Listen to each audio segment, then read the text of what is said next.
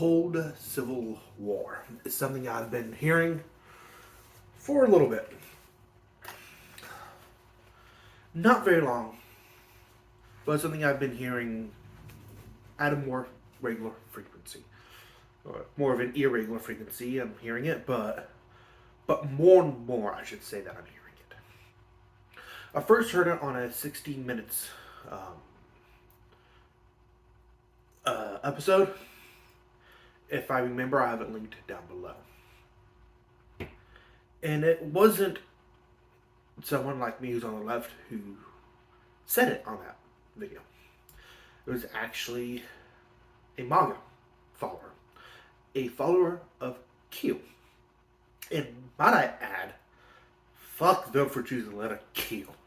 It completely ruined one of my favorite characters in Star Trek. But anyways, he said something along the lines of, "We are fighting a cold civil war." And I paused, rewound it about a couple dozen times, and I tried my absolute best to disagree. I actually tried.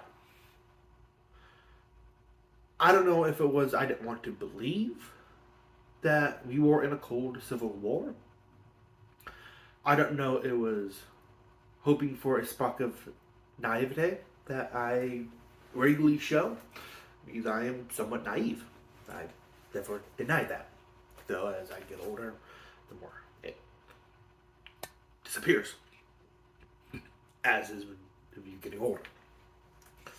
But no, I tried. Took a shower. And I started doing some more reading. And I've come to the conclusion that, yeah, we are in a cold civil war. It is not stated that we're in a cold war, but we are in a cold war. Now, when people say cold war, they are thinking about the political war that was fought between the United States and the Soviet Union. No. There's another Cold War being fought in America. It is within its own borders. The Cold War is a civil war. And this time it is not borders. It is that of a political kind. There has been shots fired. The latest of which obviously has been the attack in San Francisco at the Pelosi household, where a guy attacked Paul Pelosi, though he was going after Nancy Pelosi. And he stated in an interview with the police that he didn't surrender after Paul Pelosi dialed 911 because he was fighting against tyranny. And akin to that of the Revolutionary War, there was no surrender. That is the latest fire shot. And I tried thinking about where the first shots were fired. This will actually be different on who you are.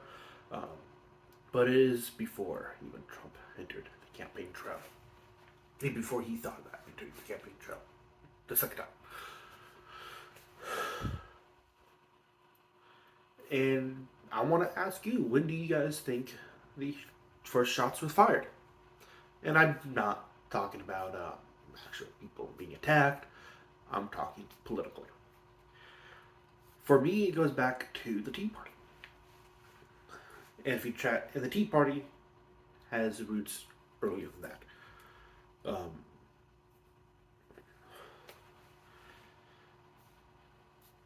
The first really started heating up, in my opinion, when Trump denied the results of the 2016 election. He won the Electoral College, but he refused. He refused to believe that he lost the popular vote, and started all these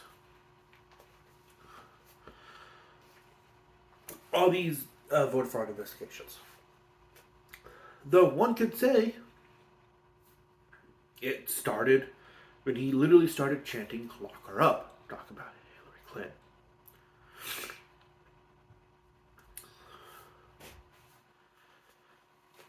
Anyways, I don't believe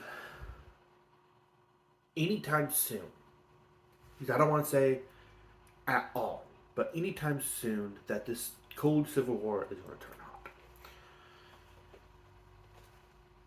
I do believe that it has the ability to turn hot, but I do think that it's closer away to be a decade or so. And I believe for a while that this country is destined to turn into, to go down into another civil war. I didn't think it was going to start this soon. Again, a cold civil war.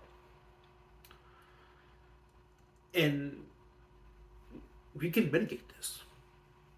We can prolong the hot war and keep it in a cold war status for a while. Not indefinitely, but we can prolong it. We can prolong it until we can find a way to stop it, if there is such a path for us. And the first one is to vote. Not just for the midterms, not just for your state representatives, for your congressman, for your governor. No. It starts on your local level. Because you've already have evidence of the Republican Party putting millions into school board elections, into governors, not governorship, but governorship as well, but into mayors, county seats, county leaders. The GOP is putting millions into that. So it starts there. Vote for your mayor. Vote for your school board, even if you don't have children. Especially vote for your school board.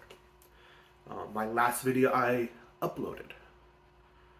That's where a lot of this can start, to helping that particular community.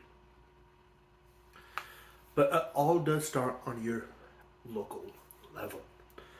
Vote for your sheriff. Look into your sheriff. Find out as much as you can about him. Go to his races. Ask questions when that sheriff turns for the audience to ask questions.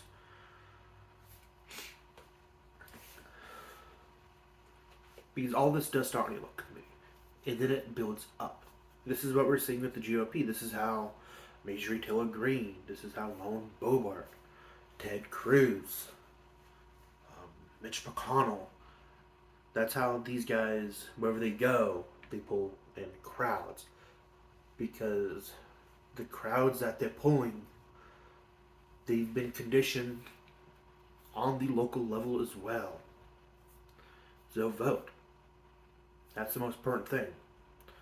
And if we vote for the people we believe in. People who hold the same values as you. That trickles up. It doesn't trickle down. First off, trickle down economics just doesn't work. There's been proof of that. But it goes with it goes with politics as well. Just because we have a Democrat in office right now doesn't mean we're going to have a Democrat on a local level. So go out there and vote. This is really, really important. Then maybe, just maybe, we can go to space.